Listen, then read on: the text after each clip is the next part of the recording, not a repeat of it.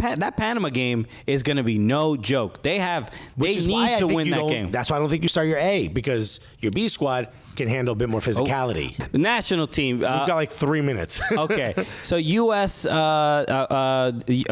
have a big window. We're playing Mexico. This is probably, and you made this point, might be the most important game against Mexico for the next 6 years, because we automatically qualify for the next World Cup. Right. All three of us, Canada, Mexico, and U.S. So Thursday it's going to be at the Azteca, Mexico against the U.S. Everybody, the debate seems to be now, how much effort should Greg Berhalter put into this particular match, given the importance. Matt Doyle made a good point, because he says it's going to be easier to play the next match, which is against Costa Rica, if I'm not mistaken, right? Yeah. So why start your best players against Mexico? Panama, my then bad. Costa Rica. Why start your best players against Mexico when all you really need is a draw here, and all you got to do is win the other two? If you get 5 points, or I'm sorry, you need a draw and a win and a draw, basically. Yeah. So it's easier to get in the teams not Mexico. So start your B squad against Mexico, which has already beaten Mexico, and then start your A against the slightly weaker team, no disrespect, Panama and Costa Rica. It wasn't Mexico's A squad either. The Gold Cup. They don't even know that, Christian. I think. Look, what I would like is for to get a win at the Azteca. I think would do so much for the confidence of the U.S. men's national team players, for not just for the following 2 matches, but even leading into the World Cup. I think there's an opportunity here. Yes, could they live with a loss? Probably.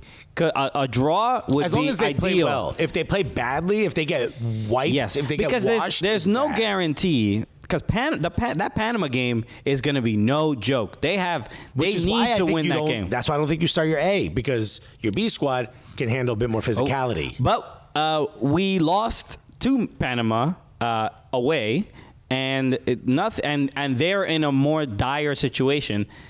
I think that Panama game is probably going to be the toughest one, as far as like aggressiveness and heart that Panama are going to show. I don't think it's going to be a breeze, even though we usually play well at home against Panama. I think the last home game was like 3-0, if I remember correctly. It's going to be a tough match. But here's my point. I think personally, you start your more MLS-based squad against Panama or Costa Rica, because then they're a bit more used to the dark arts. They're a bit more used to the physicality. They are a bit more used to, kind of grinding those games out. Your more A squad, your superstars, if you will, you're Europe-based, a little bit more sensitive. They don't want to get injured. Mm-hmm. They have a lot more to prove against Mexico than they would against Panama or Costa Rica. Again, I'm just generalizing, but that's what I think. Let us know what you think. Do you think the U.S. will qualify for the World Cup? This is going to be a big one. I think they will. Graying Sideburn says, can't take any result for granted. Remember Trinidad and Tobago. That's why if we only get 4 points, we're 98% guaranteed to go through. And because of Trinidad and Tobago, that's not enough. Look, we can't spend any time. If it rains, walk through the damn puddles, okay? Bro, I'm Don't make a show. I'm going to get you them Kanye boots with little studs at the bottom so you can play in them. I don't want to hear nothing about no water. We can't have any, there can't be a bit of arrogance. No. There can't be any, going in with some expectation. Carl Tripp would fight and win. if that's going to motivate them, then do it. All right, bring that guy with them to every game. And by the way, shouts to the Canadian national team. They're playing incredibly well. Top of the first time they're going to qualify since 1986, seemingly.